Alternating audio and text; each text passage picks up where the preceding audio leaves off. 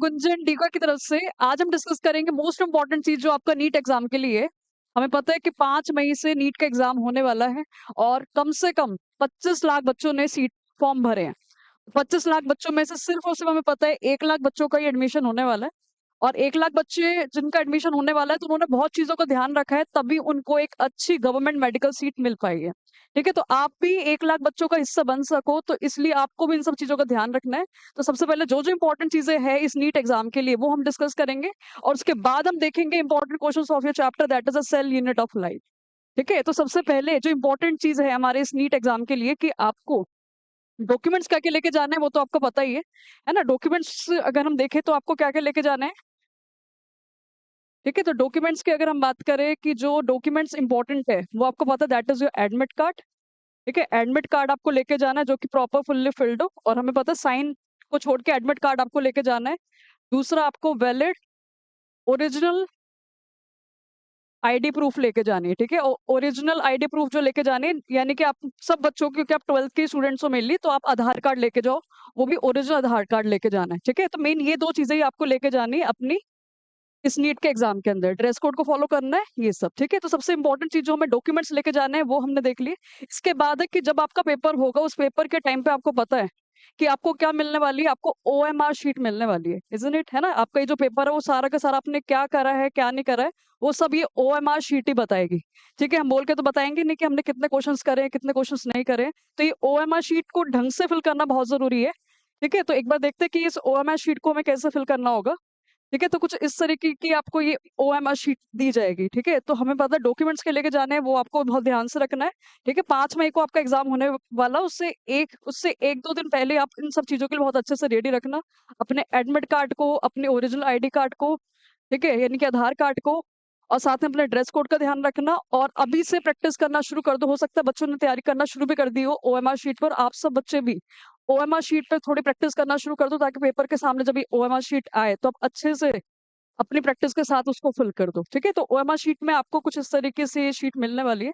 ठीक है, जिसमें सबसे पहला कॉलम जो होगा वो किसके लिए होगा, फॉर द रोल नंबर। ठीक है, ये जो पहला कॉलम है किसके लिए, रोल नंबर के लिए। इसके अंदर आपको बहुत ध्यान से अपना रोल नंबर फिल करना है। ठीक है, ये roll number is very important, क्योंकि आपको यहाँ पे ना तो अपना नाम लिखना है इस ओएमआर शीट पर, ना तो आपकी कोई फोटो छपने वाली है। ये बस रोल नंबर ही वो आपकी आइडेंटिटी बताएगा कि ये आपका पेपर है। ठीक है, तो रोल नंबर बहुत ध्यान से फिल करना है सर। जो भी यहाँ पे रोल नंबर होगा वो हमें पता है इस कॉलम के अंदर हम फिल करेंगे, और उसके अकॉर्डिंग इनको हम सर्कल करेंगे, इनको हम फिल करेंगे, इजंट इट। ठीक है, तो बहुत ध्यान से, सपोज अगर हमारा नंबर रोल नंबर में सपोज की शुरुआत है 1 आ रहा है, तो 1 के अकॉर्डिंग हमने यहाँ पे इसको ध्यान से फिल कर दिया। सपोज यहाँ पे 3 है तो 3 के हिसाब से हमने ध्यान से फिल कर दिया। यहाँ पे सपोज अगर 5 है तो 5 के हिसाब से ध्यान से फिल कर दिया। ठीक है, तो बहुत ध्यान से रोल नंबर को फिल करना है। आपको पूरी ओएमआर शीट को फिल करने के लिए पूरे 20 मिनट दिए जाएंगे, तो उसमें जल्दबाजी नहीं करनी है, पेपर की चिंता के चक्कर में इस ओएमआर शीट को खराब नहीं कर देना है। ठीक है, बहुत ध्यान से अपनी उस ओएमआर शीट को फिल करना है, क्योंकि हम पता है 25 लाख में से सिर्फ अगर 1 लाख बच्चों का अगर एडमिशन होता है ना, तो उन्होंने बहुत अच्छे से तैयारी भी करी है और अपने साथ में बेसिक चीजों का भी बहुत अच्छे से ध्यान रखा है, तभी वो 1 लाख बच्चों 1 लाख बच्चों में से वो बच्चे आ पाए और एक अच्छी गवर्नमेंट मेडिकल सीट वो ले पाए। ठीक है, तो आप सबको इन सब चीजों का ध्यान रखना है। ठीक है, तो ओएमआर शीट के अंदर जो सबसे पहला वाला ब्लॉक है, this is for the roll number, जो बहुत ध्यान से आपको फिल करना है।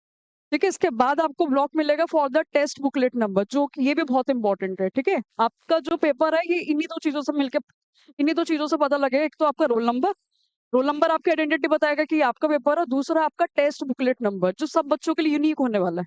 ठीक है, बिल्कुल ये यूनिक होने वाला है, कंप्यूटराइज ये टेस्ट बुकलेट नंबर निकलता है, तो आपको ध्यान से अपना टेस्ट बुकलेट नंबर देखना है और उसको यहाँ पे ध्यान से फिल करना है और ध्यान से उसको सर्कल करना है।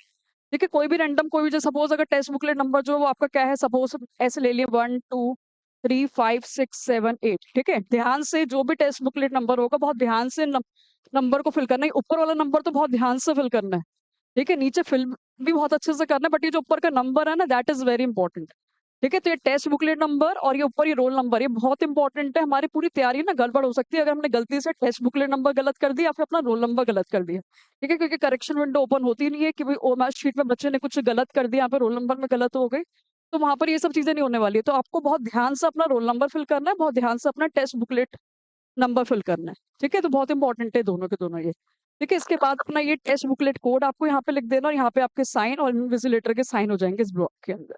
ठीक है, फिर इसके बाद हमें क्या दिख रहा है, हमें 4 कॉलम्स देखने को मिल रहे हैं। ठीक है, 4 कॉलम्स आपको मिलेंगे, यहाँ पे अपने आपको आंसर्स को फिल करना है। ठीक है, और हमें पता है नीट के एग्जाम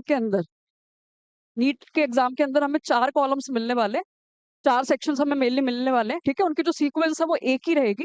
ठीक है, जिसमें आपको पहले से ही पता होगा कि पहला सीरीज जो है वो आपको किसके मिलने वाले, फिजिक्स के क्वेश्चंस मिलेंगे, दूसरे आपको मिलेंगे केमिस्ट्री के, और तीसरी आपको मिलेगी किसकी, जूलॉजी की, बॉटनी की, बॉटनी, और लास्ट में आपको मिलेंगे दैट इज ऑफ जूलॉजी।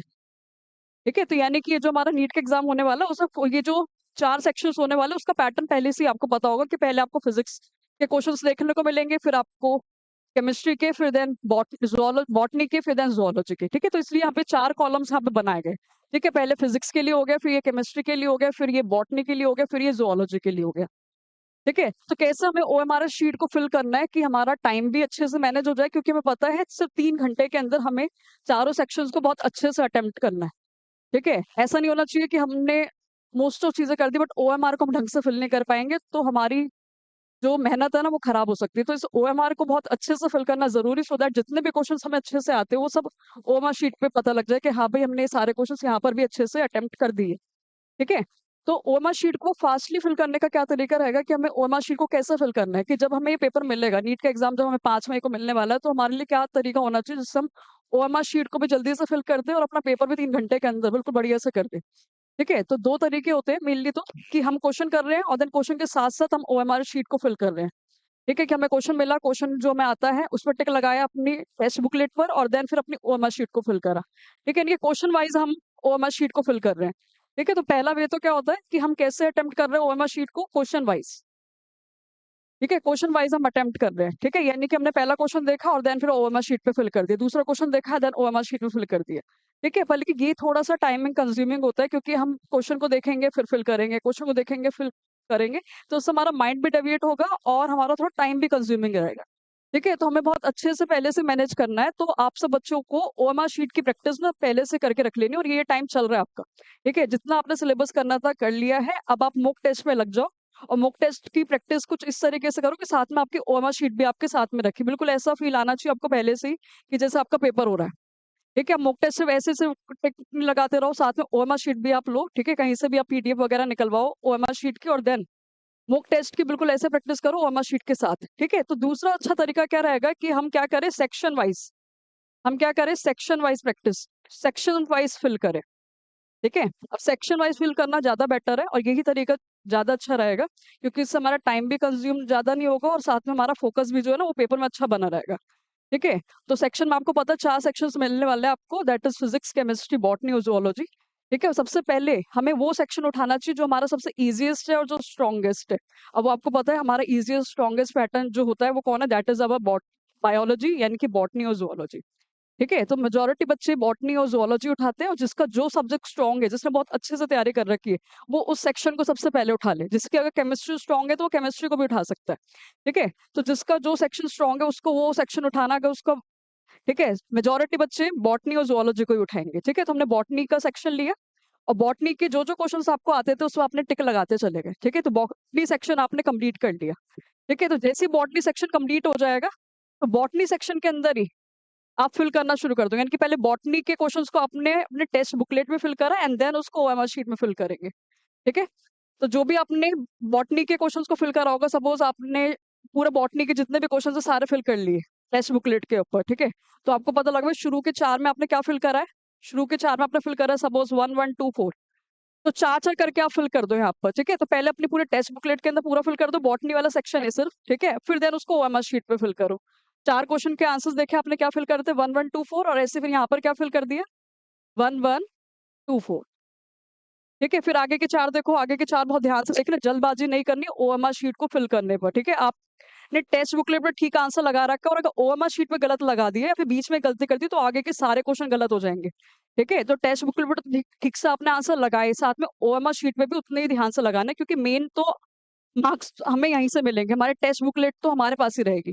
ठीक है, तो चार करके आप फिल कर दो, ठीक है। तो पहले पूरा का पूरा बॉटनी सेक्शन का आपने फिल कर दिया अपनी टेस्ट बुकलेट पर, और देन फिर उसको ओएमआर शीट पे फिल करोगे चार करके, ठीक है। तो पहले 4 क्वेश्चंस को फिल कर दिया, फिर आगे के 4 देखो, आगे के 4 आपने क्या फिल करे, सपोज 2 2 3 4 फिल करें, क्या फिल करें, 2 2 3 4, तो पहले डॉट लगा दो। तो ये आगे 2 2 3 4, ठीक है, डॉट लगा दी। फिर एक बार और चेक कर लो, 2 2 3 4 ये, हाँ 2 2 3 4 ये, फिर देन उसको फिल कर दो, फिर देन उसको फिल कर दो। कोई जल्दबाजी नहीं, बिल्कुल ध्यान से, ठीक है। थोड़ा सा वहाँ पर टाइम लगेगा, बट आपकी मिस्टेक नहीं होगी, और आपके मन में ऐसा नहीं आएगा कि चलो दोबारा चेक कर लूँ, कोई मिस्टेक तो नहीं हो गई है, क्योंकि इतना ध्यान से अगर शुरू से करते हुए चलोगे तो कोई मिस्टेक नहीं होगी, ठीक है। क्योंकि अगर मिस्टेक की वजह से ही हम आते हुए क्वेश्चन हमारे गलत हो जाएंगे, वहां पर हमारा कोई भी एक्सक्यूज काम नहीं आएगा कि हमसे ये गलती हो गई थी, हमसे वो गलती हो गई थी, ठीक है। और इससे पता मैं इस नीट की तैयारी में कोई हम 4 5 दिन पहले तो पढ़ने बैठे नहीं, पूरा हमारे 1 साल की मेहनत है, जो ये ओएमआर शीट ही हमें बताएगी कि हमारी मेहनत कैसी रही है, ठीक है। तो बहुत ध्यान से फिल करना है, ठीक है। तो ऐसे चार करके फिर आगे के 4 देखो, और देन फिर डॉट लगाओ। सपोज क्या था, 1 1 1 ही था, तो 1 1 1 पे ही डॉट लगा दी। फिर एक बार और चेक कर लो कि 1 1 1 ही है, वही है। फिर देन डॉट लगाने के बाद उसको पूरा का पूरा फिल कर दो, क्योंकि अगर जल्दबाजी में गलती से अगर गलत फिल कर दिया तो उसको हम इरेज नहीं कर पाएंगे, ठीक है। और ओएमआर शीट में जो सर्कल करना है वो आराम से ही सर्कल करना है, बहुत ज्यादा नहीं करना, ओवर फिल नहीं करना है कि वो सर्कल से बाहर भी नहीं जाना चाहिए और इनकम्प्लीट फिल भी नहीं करना है, ठीक है, ताकि जो कंप्यूटर है वो अच्छे से उसको स्कैन कर ले कि आपने कौन सा ऑप्शन को एक्जेक्टली टिक लगाया है। डन ना ये, ठीक है। तो सेक्शन वाइज अगर हम फिल करेंगे, तो बॉटनी का हमने पूरा सेक्शन कर लिया अपनी टेक्स्ट बुकलेट पर, फिर देन उसको ओएमआर शीट पे फिल कर दिया। ऐसे जूलॉजी को आप फिल कर दो अपनी टेक्स्ट बुकलेट पर, फिर देन उसको ओएमआर शीट पे फिल कर दो। पहले डॉट लगाओ 4 के, एंड देन फिर उसको कंप्लीट फिल कर दो, बहुत ध्यान से, ठीक है। तो बॉटनी हो जाएगा, जूलॉजी हो जाएगा, ऐसे फिर आप जूलॉजी के बाद जाना केमिस्ट्री पर। केमिस्ट्री के जो क्वेश्चन आपको आते होंगे वो टेक्स्ट बुकलेट पर टिक लगाना है, एंड देन उसको फिर ओएमआर शीट पर, ओएमआर शीट पे आपको बताइए क्या करना है कि पहले 4 क्वेश्चंस के जो आंसर्स आपने फिल करे उसके डॉट्स लगा दिए, एंड देन उसको फिल कर दिए, ठीक है। तो ऐसे आपका सेक्शन वाइज बॉटनी, जूलॉजी और केमिस्ट्री फिल हो जाएगा, ठीक है। तो पहले बॉटनी करा, बॉटनी के क्वेश्चंस करे, उसको ओएमआर शीट पे फिल करा। जूलॉजी के क्वेश्चंस करे, फिर देन जूलॉजी के सेक्शन में फिल करा। ऐसे केमिस्ट्री के क्वेश्चंस करें टेक्स्ट बुकलेट पर, फिर देन उसको ओएमआर शीट पे फिल करें, ठीक है। बात आती है लास्ट वाले सेक्शन में, that is of the physics mainly, ठीक है। ज्यादातर बच्चों का फिजिक्स ही आखिरी रहेगा, क्योंकि ये टाइम कंज्यूमिंग भी होता है, थोड़ा सा डिफिकल्ट सेक्शन भी होता है हमारा फिजिक्स ये, ठीक है। तो आखिरी वाले सेक्शन के अंदर सेक्शन वाइज नहीं अप्लाई करना आप, ठीक है। तो ये सेक्शन वाइज अप्लाई करना है सिर्फ किसके लिए, बॉटनी के लिए, बॉटनी के लिए, जूलॉजी के लिए और आपके केमिस्ट्री के लिए, ठीक है। तो केमिस्ट्री इन तीनों के लिए तो आप सेक्शन वाइज भी अप्लाई करोगे, है ना, कि बॉटनी के क्वेश्चंस करें एंड देन टिक लगाया, फिर देन जूलॉजी के क्वेश्चंस करें, फिर देन ओएमआर शीट फिल करी, केमिस्ट्री के क्वेश्चंस करें, फिर देन ओएमआर शीट फिल करी, ठीक है। इसके बाद जब फिजिक्स तक आप पहुंचेंगे तो फिजिक्स में क्या होगा, फिजिक्स यानी कि एंड सेक्शन, और एंड सेक्शन में टाइम बहुत कम रह जाएगा, मुश्किल से आपके पास आधा घंटा या फिर 45 मिनट्स रह जाएंगे। तब ये टाइम नहीं रहेगा कि हम पहले पूरे के पूरे टेस्ट बुकलेट को फिल करें और देन ओएमआर शीट फिल करें, क्या पता हम क्वेश्चंस में लगे रह जाए, ओएमआर शीट फिल करने का टाइम ही ना मिले हमें, ठीक है। तो इसलिए क्या रहेगा कि आखिरी वाले सेक्शन के लिए, जिन भी बच्चों का फिजिक्स है या फिर केमिस्ट्री है, तो आखिरी वाले सेक्शन के लिए क्वेश्चन वाइज फिल करें। पहला क्वेश्चन टेक्स्ट बुकलेट पर टिक लगाया, फिर देन उसको ओएमआर शीट पे फिल करा, ठीक है। टेक्स्ट बुकलेट पर टिक लगाया, फिर देन उसको ओएमआर शीट पे फिल करा, ठीक है। तो आखिरी वाले सेक्शन के लिए, लास्ट सेक्शन के लिए, लास्ट सेक्शन के लिए तो क्या करना है, क्वेश्चन वाइज ही करना है, ठीक है। लास्ट सेक्शन के लिए तो क्या करना है, क्वेश्चन वाइज ही करना है, ठीक है। तो कुछ इस तरीके से हमारा क्या होगा, हम 3 घंटों को बहुत अच्छे से यूटिलाइज कर लेंगे, और अपनी जो मेहनत है ना वो अच्छे से हम दिखा देंगे इस ओएमआर शीट पर, क्योंकि हमारे एक्चुअल में कितने हमारे नंबर आने वाले हैं, कितने नंबर नहीं आने वाले, ये ओएमआर शीट ही बताएगी। हमारा ना टेक्स्ट बुकलेट बताने वाला है, ना हम खुद बताने वाले हैं वहां पर जाके, है ना ये, ठीक है। बहुत अच्छे से हमारी तैयारी चल रही है, तो साथ में आपको इन छोटे छोटे चीजों का भी ध्यान रखना है। अपने डॉक्यूमेंट्स का आप ध्यान रखना, कभी गलती से जल्दबाजी के चक्कर में डॉक्यूमेंट्स ले जाना भूल जाओ, ठीक है। अपना एडमिट कार्ड लेके जाना है, और वैलिड ओरिजिनल आईडी कार्ड लेके जानी है, और साथ में वाटर बॉटल भी हम ले जा सकते हैं। ड्रेस कोड का आपको ध्यान रखना है, ठीक है। और जब ओएमआर शीट फिलिंग की बात आएगी तो बहुत ध्यान से रोल नंबर को फिल करना है, बहुत ध्यान से टेस्ट बुकलेट नंबर को फिल करना है, कोड लगाना है, यहाँ पे साइन हो जाएंगे, और यहाँ पर ध्यान से ये अपने आंसर्स को फिल करना है। कोई जल्दबाजी नहीं करनी है इस ओएमआर शीट को फिल करने के लिए, डन ना ये, ठीक है। तो अब इसकी तो यहाँ तक हमने वो मेन जो इंपॉर्टेंट चीजें हैं आपके इस नीट एग्जाम के लिए वो हमने डिस्कस कर लिए, ठीक है। इसके बाद हम डिस्कस करते हैं important questions of a chapter, that is a cell unit of life, ठीक है। तो बहुत ध्यान से आपको सबको तैयारी में लगना है, ठीक है। आप सब तैयारी में लगे हुए हो, ठीक है, सो दैट हम अच्छे से एक गवर्नमेंट मेडिकल सीट जरूर ले लें। और मेजोरिटी बच्चों को हमें पता है कि that everyone wants the AIIMS study, ठीक है। चलो सब क्वेश्चन डिस्कस करते हैं। वो पहला क्वेश्चन है, the cell organelle is responsible for the extracting the energy from the carbohydrate to form the ATP. वो कौन सा सेल ऑर्गेनेल है जिसकी वजह से क्या होता है, वो एनर्जी को एक्सट्रैक्ट करता है from the carbohydrate to form the ATP. तो वो कौन सा सेल ऑर्गेनेल है जो एनर्जी को बनाता है from the carbohydrate in the form of ATP? तो हमें पता है कौन सा सेल ऑर्गेनेल है, दैट इज योर माइटोकॉन्ड्रियन, है ना। तो माइटोकॉन्ड्रियन ही क्या करता है, एनर्जी को सिंथेसाइज करता है in the form of ATP from the glucose और यू कैन से कार्बोहाइड्रेट। ठीक है, तो नीट 2017 में क्वेश्चन आया, छोटा इजी सा ही। ठीक है, आगे क्वेश्चन है, which of these organelle posses a single circular DNA molecule? किसके अंदर सिंगल सर्कुलर डीएनए होता है? गोल्जी अपैरेटस के अंदर, पेरोक्सिसोम के अंदर, लाइसोसोम के अंदर, या फिर माइटोकॉन्ड्रिया के अंदर? तो आंसर क्या है, माइटोकॉन्ड्रिया के अंदर ही। ठीक है, तो माइटोकॉन्ड्रिया के पास से क्या होता है, it has its own DNA. ठीक है, तो माइटोकॉन्ड्रिया के पास से क्या होता है, अपना खुद का डीएनए और साथ में अपनी खुद की क्या होती है, राइबोसोम्स होती है। Mitochondria has its own DNA and ribosome. ठीक है, सेमी ऑटोसोमल होता है हमारा कौन, माइटोकॉन्ड्रिया। ठीक है, इसके बाद क्वेश्चन है, where is the 70S ribosome found in the animal cell? 70S ribosome कहाँ मिलता है? inside the nucleus, surface of a rough endoplasmic reticulum, inside mitochondrion, या फिर in the cytoplasm? हमें पता है in the cytoplasm। ठीक है, तो 70S राइबोसोम कहाँ मिलता है हमें, in साइटोप्लाज्म। और साथ में 70S राइबोसोम कहाँ होता है, in the prokaryotic cell. In the prokaryotic cell, prokaryotic cell में भी होता है, साथ में ये माइटोकॉन्ड्रिया में भी होता है, माइटोकॉन्ड्रिया, साथ में हमारा ये क्लोरोप्लास्ट में भी होता है, also in present in the chloroplast. ठीक है, तो इन तीन चीजों के अंदर हमारे कौन होते हैं, राइबोसोम होते हैं 70S के। साइटोप्लाज्म के अंदर तो होते ही है, पर कहाँ पर होते हैं, कौन से सेल के अंदर, प्रोकैरियोटिक सेल के अंदर, माइटोकॉन्ड्रिया के अंदर और क्लोरोप्लास्ट के अंदर। ठीक है, नीट के अंदर सारे क्वेश्चन आपके एनसीईआरटी के ही आएंगे। ठीक है, कुछ क्वेश्चन बहुत इजी होंगे, तो कुछ क्वेश्चन थोड़े से बहुत अच्छे लेवल के होंगे। ठीक है, तो बहुत ध्यान से टेक्स्ट बुकलेट पे टिक लगाना है, बहुत ध्यान से ओएमआर शीट को भी फिल करना है, जल्दबाजी बिल्कुल नहीं करनी है। ठीक है, वरी वगैरह करेंगे कि हाँ भाई डर लग रहा है, कुछ नहीं आ रहा, ये सब चीजें नहीं करनी, बहुत ध्यान से जो आता है उसके अकॉर्डिंग ध्यान से ओएमआर शीट को फिल करना है। ठीक है, चलो देखो आगे क्वेश्चन क्या है, which of these plastid store protein? कौन सा प्लास्टिड है जो प्रोटीन को स्टोर करता है? अमाइलोप्लास्ट, एलेइयोप्लास्ट, एल्यूरोप्लास्ट, या फिर क्रोमोप्लास्ट? तो प्रोटीन को कौन स्टोर करता है, एल्यूरोप्लास्ट। कौन है, एल्यूरोप्लास्ट। ठीक है, आगे, how many chloroplast are present in each cell of a chlamydomonas? तो क्लैमिडोमोनास के अंदर कितने क्लोरोप्लास्ट होते हैं? तो आंसर क्या है, 1। कितने होते हैं, 1। Next, identify the part of chloroplast. Chloroplast का हमें पार्ट बताना। अब यहाँ पे सिर्फ फिगर तो बना के दी नहीं है, वैसे हमें पता है क्लोरोप्लास्ट का पार्ट क्या होता है, क्या क्या पार्ट होता है। तो क्लोरोप्लास्ट में पता है, it is a disc like structure, it is a disc like structure. ठीक है, तो ये कौन होती है, that is the outer membrane, that is the outer membrane. ठीक है, अंदर वाली कौन होती है, that is the inner membrane, that is the inner membrane. ठीक है, अंदर कौन होता है, जेल होता है, जेल को हम क्या बोलते हैं, दैट इज अ स्ट्रोमा। अंदर जो जेल होता है उसको हम स्ट्रोमा बोलते हैं। फिर ये जो अंदर ये कॉइन लाइक स्ट्रक्चर्स आ जाते हैं, in each coin is called as a thylakoid. ठीक है, हर एक कॉइन को हम क्या बोलते हैं, थाइलाकॉइड। और बहुत सारे कॉइन्स के कलेक्शन को हम क्या बोलते हैं, दैट इज अ ग्रेनम। और फिर ये और भी ज्यादा कलेक्शंस आ जाते हैं, इसका प्लूरल क्या होता है, ग्रेना। और ये आपस में कनेक्टेड होते हैं by the stroma lamellae, by the stroma lamellae. ठीक है, तो ये बेसिक स्ट्रक्चर होता है हमारे क्लोरोप्लास्ट का। तो उसमें से उसने ऐसे बोल दिया कि ये ए कौन है, कि ये ए कौन है, तो हम बोलेंगे this is a thylakoid air, क्योंकि एक ही कॉइन को क्या बोला जाता है, thylakoid. Each coin is called as a thylakoid. ठीक है, next question, which structure of the chloroplast contains enzymes required for the synthesis of a chloroplast carbohydrate? ठीक है, तो क्लोरोप्लास्ट के वो कौन से स्ट्रक्चर के अंदर एंजाइम्स होती है? तो हम पता है एंजाइम्स वगैरह ये जेल वाले स्ट्रक्चर्स के अंदर ही होती है। तो क्लोरोप्लास्ट के कौन से स्ट्रक्चर के अंदर, कौन से पार्ट के अंदर एंजाइम्स होती है? तो you will say that in the stroma. ठीक है, तो क्लोरोप्लास्ट के कौन से पार्ट के अंदर एंजाइम्स होती है? तो यू विल से स्ट्रोमा के अंदर होती है। ठीक है, नेक्स्ट क्वेश्चन है, which of the statement is not true about the ribosomes? Ribosomes के लिए क्या स्टेटमेंट ट्रू नहीं है? हमें पता है राइबोसोम्स जो होते हैं वो ये non membrane bound cell organelles होते हैं। ठीक है, ये मेम्ब्रेन से बाउंड नहीं होते।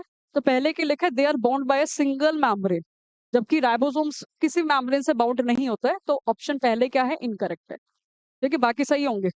ठीक है, ये आरएनए प्रोटीन से मिलकर बना होता है। ठीक है, ये जॉर्ज पलाडे ने डिस्कवर करते हुए। ठीक है, सबसे स्मॉलेस्ट क्या है, that is 30S।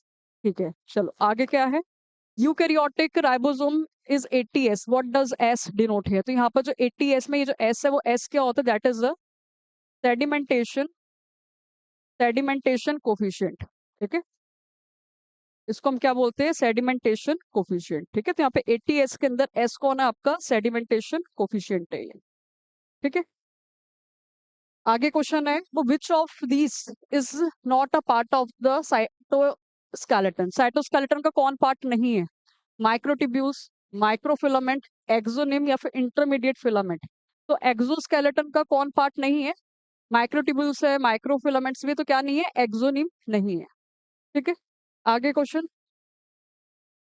Exo cytoskeleton, cytoskeleton does not provide motility, true या फॉल्स? साइटोस्केलेटन की वजह से मोटिलिटी नहीं होती है क्या? साइटोस्केलेटन की वजह से मोटिलिटी होती है। ठीक है, तो ये क्या है? डज नॉट प्रोवाइड मोटिलिटी, तो ये स्टेटमेंट क्या है? फॉल्स है। क्या है? फॉल्स। ठीक है, आगे क्वेश्चन है the flagellar core is known as dash. ठीक है, फ्लैजुलर की कोर को हम क्या बोलते हैं? यानी कि जो फ्लैजुला है, उस फ्लैजुला के अंदर जो खाली जगह आती है उसके कोर को क्या बोला जाता है? एक्सोनीम। क्या बोला जाता है? एक्सोनीम। ठीक है, तो flagellar core is called as a axoneme. ठीक है, नेक्स्ट क्वेश्चन वो क्या है? How many microtubule does the axoneme contain? Microtubules के अंदर कितनी, हाँ, एक्सोनीम के अंदर कितनी माइक्रोट्यूब्यूल्स होती है? तुम्हें पता है कितनी होती है? 9+2 माइक्रोट्यूब्यूल्स होती है। ठीक है, तो एक्सोनीम के अंदर कितनी माइक्रोट्यूब्यूल्स होती है? 9+2। नेक्स्ट क्वेश्चन में what is the shape of centriole? तुम्हें पता हो सेंट्रियोल कैसे होते हैं? Centriole is cylindrical in shape. Centriole जो होते हैं वो क्या होते हैं? सिलेंड्रिकल होते हैं शेप के अंदर। ठीक है, तो दिस इज अ सेंट्रियोल। ठीक है, बेसिक अगर हम देखें तो centriole it is a cylindrical in structure.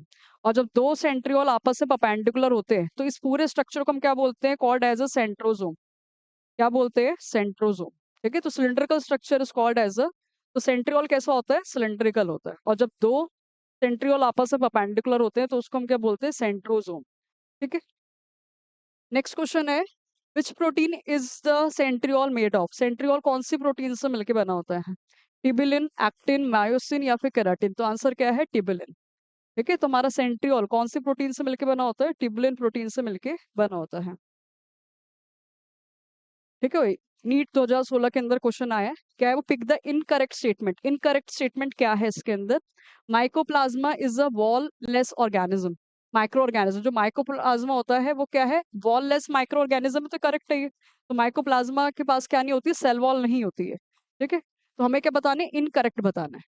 आगे क्या है? Pili and fimbriae are mainly involved in the motility of the bacterial cells. ठीक है, जो पिल्लाई और फिम्ब्रे होती है वो किसमें इन्वॉल्व होती है? मोटिलिटी के अंदर। तो ये गलत है ना, तो पिल्लाई और फिम्ब्रे का मोटिलिटी के अंदर, मूवमेंट के अंदर कोई रोल नहीं होता है। ठीक है, तो पिल्लाई और फिम्ब्रे तो किस में हेल्प करती है? अटैचमेंट ऑफ द, अटैचमेंट में हेल्प करती है। ठीक है, तो पिल्लाई और फिम्ब्रे का मोटिलिटी के अंदर कोई रोल नहीं होता, तो ये स्टेटमेंट क्या है? गलत है। ठीक है, तो उसने इनकरेक्ट ही पूछा था। डन यहाँ तक? ठीक है, बाकी ये दोनों करेक्ट है ये। आगे क्वेश्चन है what forms the basal body of the flagella? Flagella की बेसल बॉडी को कौन बनाता है? तो हमें पता है ये जो हमारा फ्लैजुला होता है इसकी ये कौन आती है? ये बेस बॉडी आ गया, फिर ये हुक आ गया, फिर देन ये नीचे टेल आ गया। ठीक है, तो ये जो बेसल बॉडी होती है, ये बेसल बॉडी कैसी लग रही है हमें? सिलेंड्रिकल लग रही है। तो ये किससे मिलकर बनी होती है? It is made up of centriole. It is made up of centriole. ठीक है, तो फ्लैजुला की बेसल बॉडी किससे मिलकर बनी होती है? सेंट्रियोल से। किससे? सेंट्रियोल से। ठीक है, नेक्स्ट है as per the fluid mosaic model plasma membrane is composed of. Fluid mosaic model के अकॉर्डिंग, फ्लूइड मोजाइक मॉडल किसने दिया था? सिंगर एंड निकलसन ने। तो फ्लूइड मोजाइक मॉडल के अकॉर्डिंग प्लाज्मा मेम्ब्रेन किससे मिलकर बनी होती है? Plasma membrane is made up of phospholipids और एक्सट्रिंसिक और इंट्रिंसिक प्रोटीन से मिलकर बनी होती है। ठीक है, तो फ्लूइड मोजाइक मॉडल के according plasma membrane is composed of phospholipids, extrinsic and intrinsic proteins. ठीक है, तो ये बी आंसर हो गया। नेक्स्ट क्वेश्चन में pick the correct statement from the regarding the cell membrane. Cell membrane के लिए करेक्ट स्टेटमेंट क्या जाएगी? Lipids are arrange in bilayer with the polar heads towards the inner side. तो ये गलत हो गई। जो लिपिड्स होती है वो बायलेयर होती है, वो तो ठीक है, बट हेड्स जो होते हैं वो इनर साइड नहीं होते। जो हेड्स होते हैं वो कहाँ होते हैं? आउटर साइड होते हैं, बाहर की तरफ होते हैं, नॉट इनर साइड। तो हेड जो होते हैं वो आउटसाइड होते हैं। ठीक है, तो ये ऑप्शन क्या है? गलत है। Sodium potassium pump are across the cell membrane by membrane by passive transport. तो ये भी गलत है। सोडियम पोटेशियम पंप जो होते हैं वो एक्टिव ट्रांसपोर्ट में हेल्प करते हैं, तो ये ऑप्शन भी गलत। आगे fluid mosaic model of the cell membrane are proposed by the Singer and Nicolson. ये सही है ना, तो फ्लूइड मोजाइक मॉडल जो है सेल मेम्ब्रेन का वो किसने दिया था? हम सिंगर एंड निकलसन ने दिया था। That correct.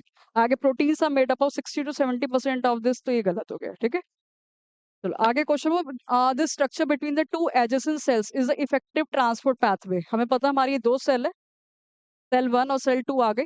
तो सेल 1 और सेल 2 के बीच में क्या होगा?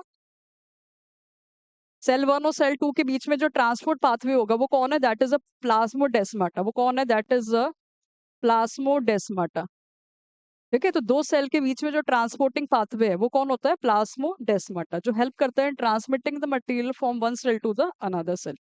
ठीक है, तो दो सेल के बीच में ट्रांसपोर्ट पाथवे कौन है? That is plasmodesmata. ठीक है, तो नेक्स्ट है chemiosmotic theory of ATP synthesis in chloroplast and mitochondria is based on.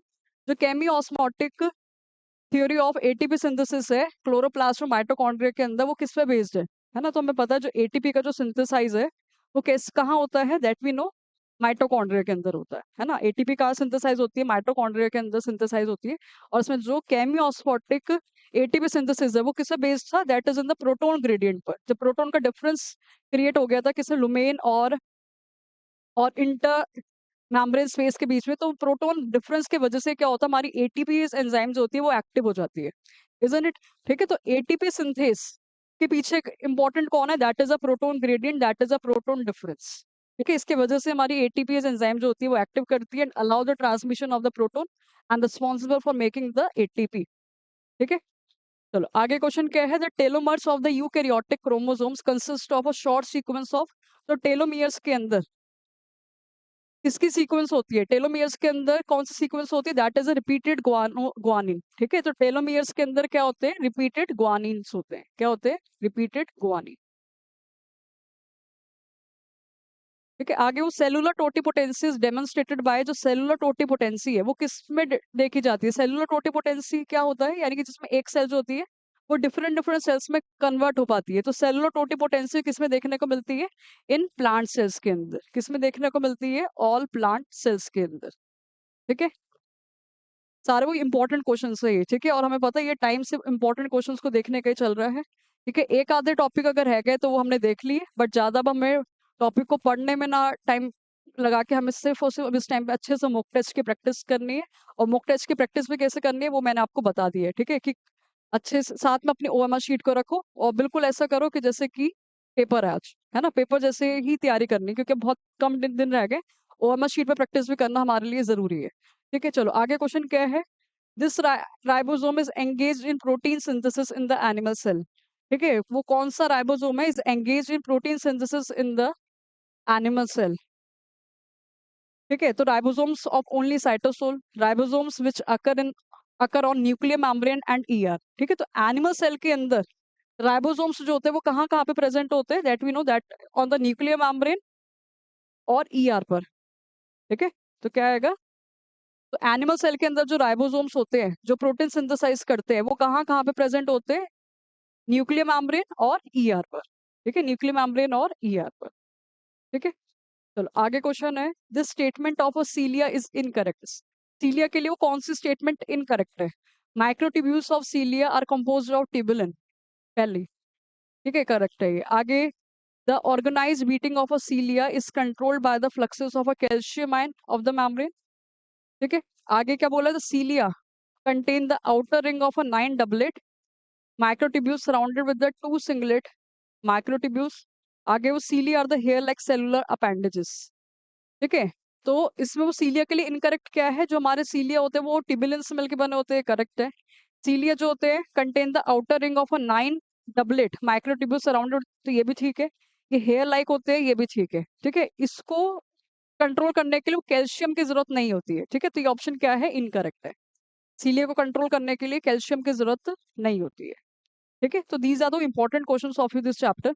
ठीक है, तो इंपॉर्टेंट क्वेश्चंस हमने देख लिए। ठीक है, साथ में ये भी देख लिया कि ओएमआर शीट को कैसे फिल करना है, तो आपको पता लगा है कैसे फिल करना है। बहुत ध्यान से रोल नंबर को फिल करना है, ध्यान से अपने टेक्स्ट बुकलेट नंबर को फिल करना है।